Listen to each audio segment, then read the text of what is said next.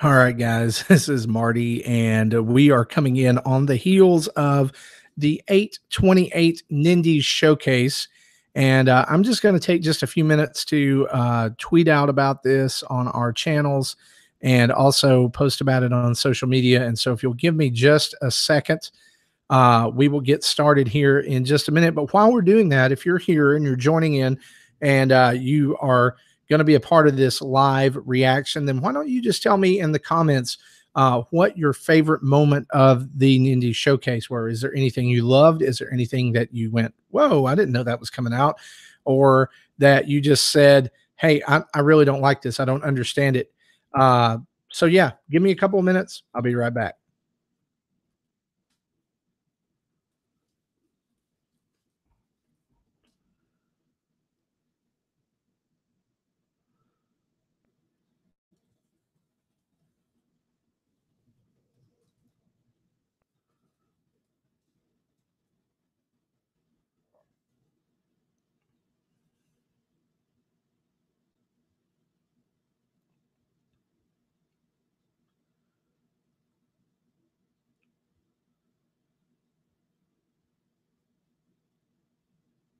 All right, all right. Here we go.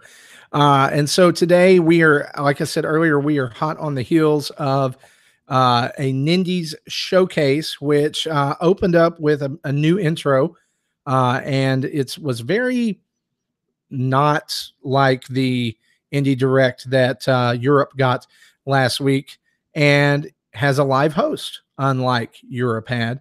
My question, first and foremost, was I like the guy who did the video today, but where's Damon? Where's Damon? And of course, they mentioned Nintendo UK and their Nindy showcase last week, and then proceeded to talk to basically say that this was part two, which I was very happy about. I was glad that we were going to be getting something that was different, that was not going to be a rehash. A lot of people thought that maybe it would just be the same indie showcase or whatever they saw last week, and it would just kind of be rehashed for America.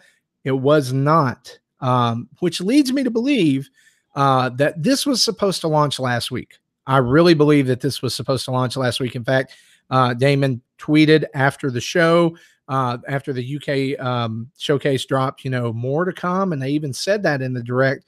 It's almost like it was supposed to be a 1-2 punch between Nintendo UK and Nintendo of America, and something just didn't work right. I don't know. So hopefully, that will get, hopefully we won't get that in the future. Maybe it'll all be together. But let's talk about the games. That's why you're here, right? Let's talk about all the games. All in all, I'm going to count up because you can see here I made notes during this, and it was pretty fast, and I didn't get a chance to count them all up. But I want to count how many games that we have, because there was also this rapid fire sizzle reel that they threw at us at the very end. Let's see, we've got 1, 2, 3, 4, 5, 6, 7, 8, 9, 10, 11, 12, 13, 14, 15, 16, 17, 18, 19, 20, 21 games shown off during this Nindy showcase. And guys, I'm just going to go ahead and say this on the very beginning note here. Pretty underwhelming. And you can choose to agree with me or disagree with me on that. That's okay. But it was honestly one of the most underwhelming things that I have seen come out of the Nintendo camp lately. And partly because I guess we've just had, like, the last Smash Direct was so stellar. And even the indie presentation the other day was so good, except for a couple of things. And I want to get a couple of your reactions. Holden Moffat says, I wasn't excited for anything, probably more my fault than theirs. Probably. I was the same way. I was hoping for certain games, and we'll talk about those later, or for even there, even for there to be a mention other than a sizzle reel of a game, Undertale. But again, we'll talk about that later. Adamon 3.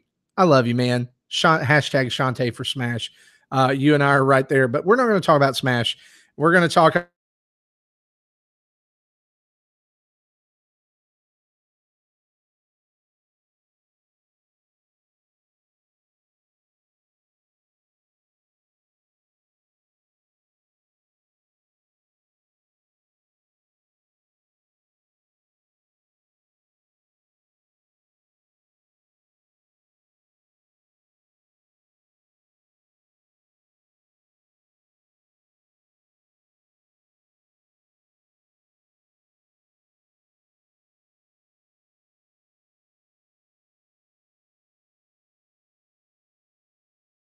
called Tower Climb that is kind of going to be like a rush mode, I guess. And so I'm excited for this game. It was announced a long time ago. We haven't heard anything about it since then.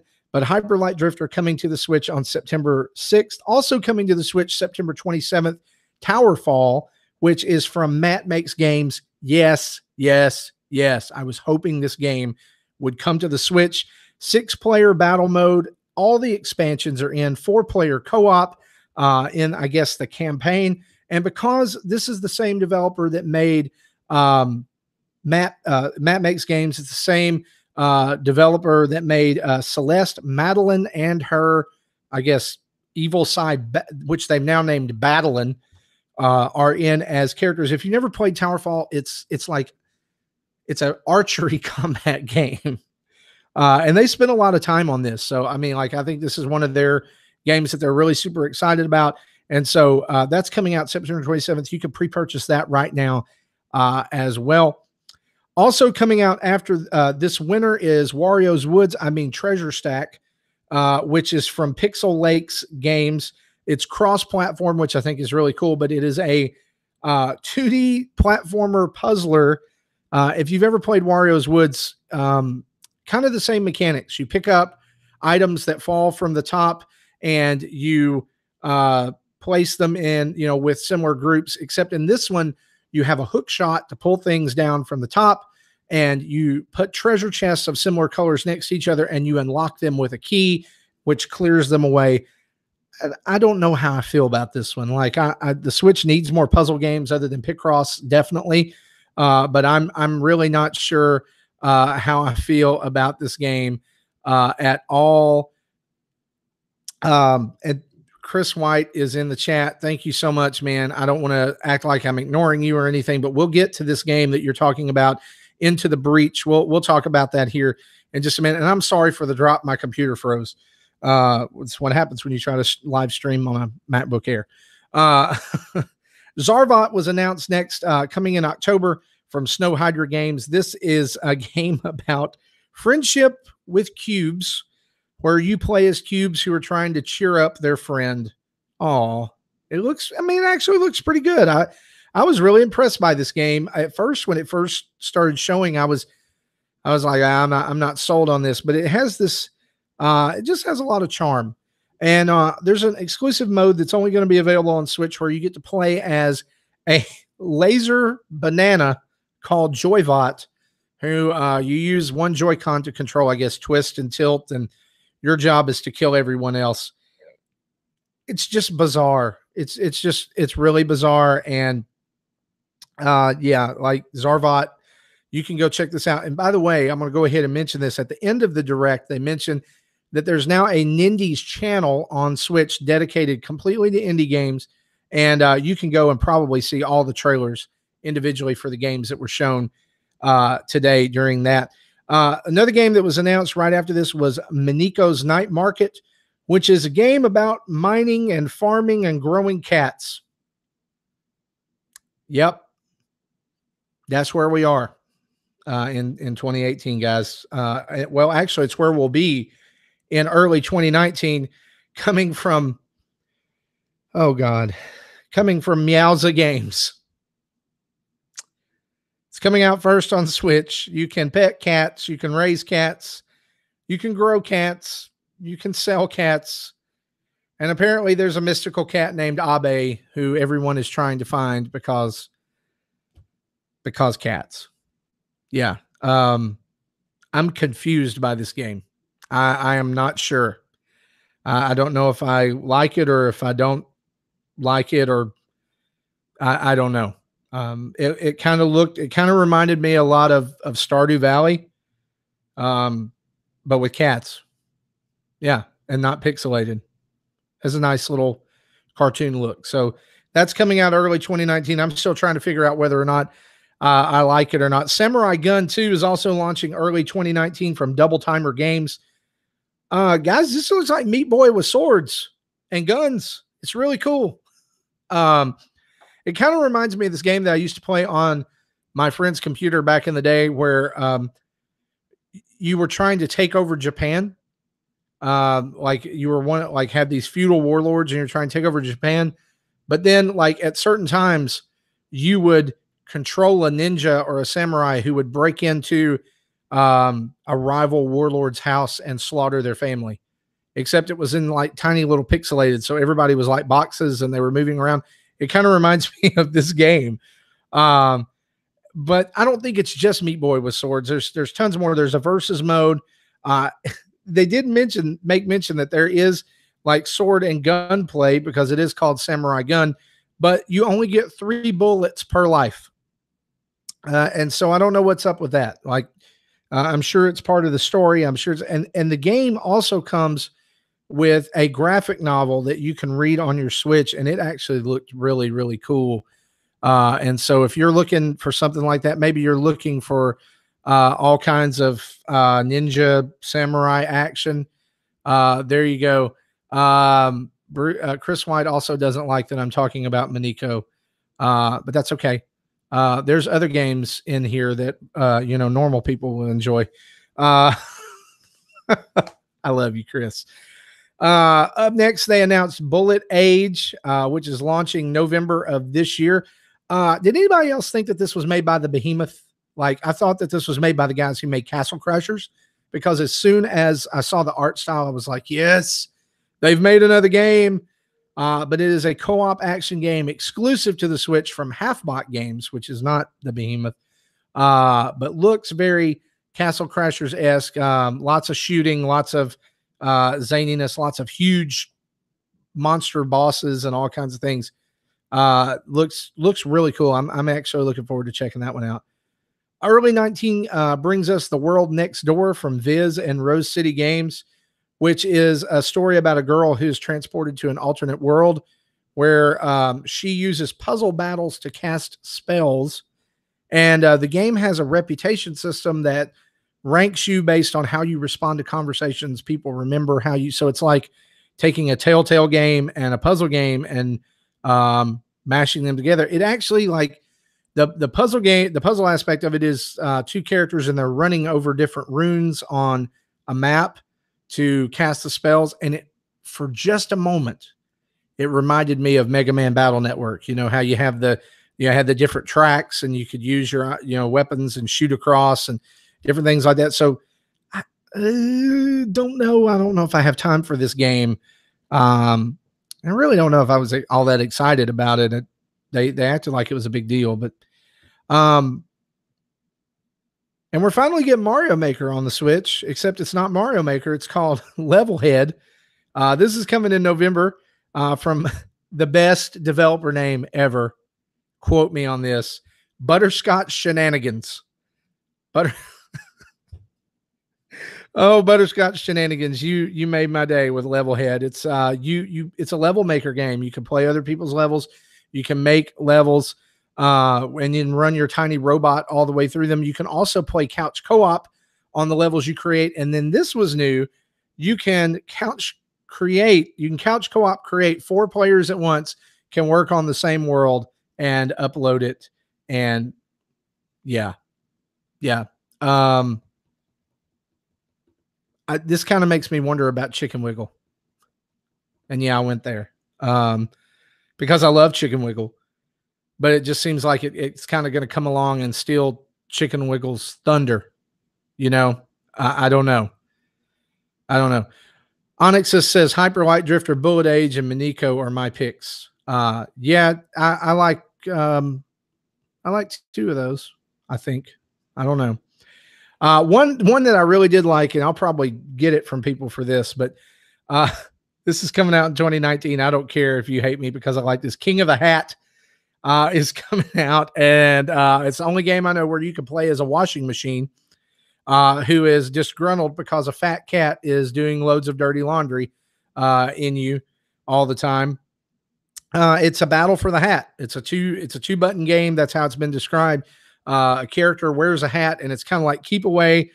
I see this being like a ridiculously fun, argumentative party game that we play and bring out, and anybody can jump in, and they're screaming and yelling and jumping. And yes, I love this. 15 characters Of course, the washing machine. Fat Cat's another one. It's like a business cat, a fat business cat that throws his top at people. The other one was Birthday, which is a kid who it's always his birthday every day, and he has a birthday hat. And this is coming from Hieroglyphic Games. I love King of the Hat. I can't wait for it to come out. This is this is kind of my this is kind of like that's right up my alley. I don't know. It just looks really good. And then another game that I'm super excited about, and people will probably tell me that I'm stupid for being excited about, is, and I love the title, Untitled Goose Game, coming out in 2019, where it's a goose simulator where you're trying to be the most horrible goose in the neighborhood and ruin everybody's day. This is coming from House. You can steal people's hats. You can take kids' candy. I love this game. I heard about this a long time ago, and I said, I think this is a great fit for the Switch. I want to play the Goose Game. Yes, yes, yes. This is what I'm looking for, indie developers. Horrible games where I can simulate being a horrible animal. Before you know it, they'll just make one for dogs. It's called Come Here, and you just run away the entire time while somebody shouts, come here, at you. I don't know. They can bring Scorpion back. They can do that. Right after this, there was a kind of a sizzle reel shown in which they showed off about 10 games. I feel like they could have done some more on these. Some of them not, because they're 7 or 8 years old. Bastion. I'm looking at you. Bastion's coming to the Switch on September 3rd from Supergiant Games. Some of them just need more. I'd like to hear more about them. Desert Child is coming out December from Akupara Games. Wasteland 2, Director's Cut, September 13th, coming out from In Exile Games. I'm going to go ahead and tell you how I feel about that one. Nope. Not playing that one. Sorry. Just not my thing. If it's your thing, great. Love it. Enjoy it. Go have a Wasteland good time. Undertale still doesn't have a release date. Like, come on, guys. It's coming out this month. It's coming out in September. It's literally got to come out in the first 2.5 weeks, because we know that it's basically September 15th in Japan, right? So it's going to come out sometime in there. It's just September 18. This is being made by 8-4 Games. I don't know. I don't know if that's just a developer. I don't know if they're just handling the port, or if they've actually been involved in making sure it runs on this. I don't know. I guess that's what people who make a port do. One I'm super duper excited about, and I would have loved to have heard more about this, is Jackbox Party Pack 5. Finally got a release date, October 18th on the Switch from Jackbox Games. Give me more Jackbox. Yes, I love Jackbox games. Please, please, please never stop making them. Yes, I love it. Apparently there's one in this game that's about a rap battle. I'm excited for that. Also coming from Supergiant is Transistor. That's coming out November 18th. And then this one I'm interested in, but it's simply because of the developer. The game didn't really grab me, but I'm interested to see how it does and what the reception is. Inti Creates is bringing Dragon March for Death to the Nintendo Switch December 13th. And I really like anything Inti Creates does. I think they're really good. But one I was really excited about that looked really super cool was Light Fingers, coming September 20th from Numismatic Games. Guys, y'all just need to go watch the trailers for these games. I'm just I was writing as fast as I could and scribbling stuff down. Super Brothers Sword and Sorcery EP is coming out October 18th from Capybara. This has been out on iOS and Android for a long time. It's like an old school, point and click RPG in some places that you would find on old PCs. I really think that if that's your vein of games, you would love this. I downloaded it a long time ago and never played it, which is like a lot of games I have. And then they just go to end it, except there's one more thing. And Chris White has already mentioned this in the comments. Into the Breach is available now from Subset Games. Into the Breach is available now as the Poor Man's War Groove. Yeah, I don't. This did not look good to me. And they're like, okay, here, bring on the hate. I don't know. It did not look good at all. And once more, it's something about time travel and bugs fighting big giant bugs fighting buildings. I don't know. If this is not Wargroove, get it off my Switch. Get it away. I want Wargroove. I need to hear more about this game. Like it came up and I was like, oh, it's Wargroove. It's Wargroove and it's going to be available today. And then they did the bait and switch and it was not Wargroove. Go away. It's a tactic strategy game about a guy piloting a giant robot to fight bugs. Yeah. Sorry. I it's out today. It's $15. Thank you, Chris. So I could for putting that up so that I could say that. I just yeah. I think for me it was simply just a case of it was something that looked like what I wanted, but it wasn't what I wanted. It's kind of like when you reach in the fridge and there's Dr. Pepper and Coke next to each other, and you really want a Coke, but you open a Dr. Pepper without really looking at it because both of them are kind of red. And then you take that first drink and you're like, it's Dr. Pepper. Yeah, that's Into the Breach. I'm sure it's good, but it's not what I want. It's I don't know. I'm sure that there are people out there. Yeah, and it looks more grid based than Wargroove. I'll say that. It looks more grid based. So, like, if you're one of the people who are like jonesing for Fire Emblem or whatever right now, then I think this is totally for you. But it's not. Just some closing thoughts, and we're going to get out of here. I don't think that this came anywhere near what Nintendo UK produced. I think it kind of felt. It kind of felt a little lazy, and it kind of felt a little bit of a letdown. But I'm trying to still decipher if this feels like a letdown because was underwhelming, or because I had my my expectations too high. If it was my expectations too high, then sure, then it was a great indie direct. But there was just like there's still games that like they've been announced, and where are they? Like Shakedown Hawaii. I mentioned this last week when they dropped the first part of this 2-part, I guess now, indie showcase. Where's Shakedown Hawaii?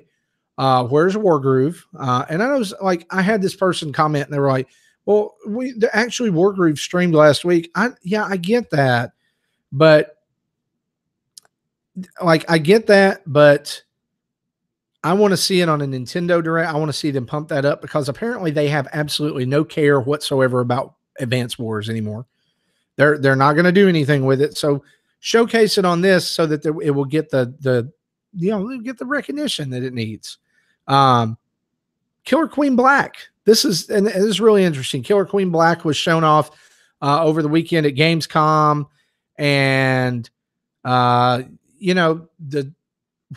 the release date? Where is it? Where is it in here? And just really, there were a couple of things like games in here that really, I was like, that's just Killer Queen Black. Like the whole like combat party game, whatever. Like I feel like that's the new indie trend that's going to be done to death is combat indie party game. Right. And I just hope that there's some good games in that. I know there'll be some good games in that, but I hope they don't get lost in the fray. Good comments coming in the chat. Undertale is coming out September 18th. I'm sorry, I read that wrong. Just with all of these, kind of being like November 18, whatever 18, I just thought that it meant September 2018. So apparently November 18th is the actual release date. Mike BC says, manage your expectations, Marty. I am so sorry. I did not have high hopes and low expectations. He says, I'm good with today because I wasn't expecting much. Ampersand FB says they're leaning too heavily on indie games. I'm leaning toward starting to kind of agree with you there. I love indie games and I was excited about this, but what happens when there's not enough indie games? That, I mean, like, what happens when all the quote good indie games get ported over? And yeah, I'm worried about that. Topic Nintendo Advance Wars, rest in peace. Yes, we salute you, Advance Wars. BitBlock says we need a real Nintendo Direct with games people actually want. Oh, the people actually want these games. Okay, I'll disagree with you there. People actually want those games, but yes, we need a Nintendo Direct. We need online info, and I need more info about first and third party games that they've talked about, that they're talking about, that are being released in months. I need to know about these. Nick Metzger says Towerfall, thought it looked cool. Yes, I like Towerfall. Don't get me wrong. I was hoping when Celeste came over to the Switch and it was so big and it blew up. I actually tweeted. Matt Makes Games that says, so Towerfall now, right? And seeing that, I was hopeful that we would get something like that because it sounds like an incredibly cool concept. I'm excited about that. What Nintendo has to do going forward here, we're going to say this, I'm going to say this and we're going to wrap it up. What Nintendo has to do here moving forward is Nintendo has to manage its own expectations, and it has to realize that it can't let anything into the eShop just because it's indie. Right. Some people have started to complain about shovelware, whereas before, when we had the very first Indie Direct, Nintendo said, we're only letting high quality games in. And then you had Thomas Happ, who had trouble getting, I just blanked on the game. I seriously just, the Metroid game that he created. This is embarrassing. I just blanked. Everybody knows what I'm talking about, though, right? I'm going to go Google it because I'm an idiot. Axiom Verge. Jeez. Axiom Verge. Thomas Happ couldn't get Axiom Verge on the Switch because they were saying our standards are high, and whatever. Thank you, Stevie. Thank you, Topic Nintendo. They got to it in the comments as well. But seriously, Nintendo's got to have a filter somewhere. Right. So we don't get like Witch Bike Mayhem or whatever, came out, Magical Witch Girl delivery service that came out at the very start of the Switch. We got to, 20 to 30 indie games a week is too much. Your own content's getting lost there. Your own message is getting lost there. I'm not saying don't bring all these games to the Switch. I'm not saying don't bring Hyper Light Drifter or Towerfall or even games I may not be really cool with, like Maniko's Night Market or whatever. I'm not saying don't bring them to the Switch, but you don't have to bring them to the Switch all at the same time, right? I mean, I was looking through here, and even on that sizzle reel, there's two big games that are coming out the same day on September 13th.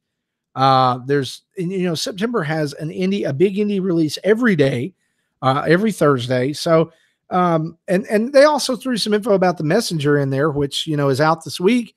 There's plenty to play. And so there's tons to play. There's really nothing for us to be complaining about there unless you just don't like indie games. I really like indie games. I'm happy about them. I'm glad that they exist. And I'm glad Nintendo focuses on them and makes the Switch a home for them. But it's going to be interesting to see where they go from here. I think we'll see several of these games available for play at PAX. But this showcase did not feel like it had the heart in it that previous ones did. And again, maybe that's just me not managing my expectations. Guys, I want to thank you for watching this live reaction. I hope that we highlighted a game that you are really interested in. We'll obviously talk about this on this week's show as well, but probably reference back to this video. Be sure to go watch the Direct if you haven't, and go check out that new Indies channel on the Switch where you can subscribe and find out about all of these as well. But thanks again for always being good, watching everything we do and hanging with us here at Nintendo Dads. You guys are the best, and you're better than 2 Directs full of indie games. You're way better. You're better than regular Directs. You're better than the Switch. You're better than everybody because we love you and you're our fans and you love us. And so you are awesome. Thanks again for watching. We'll see you later. Bye-bye.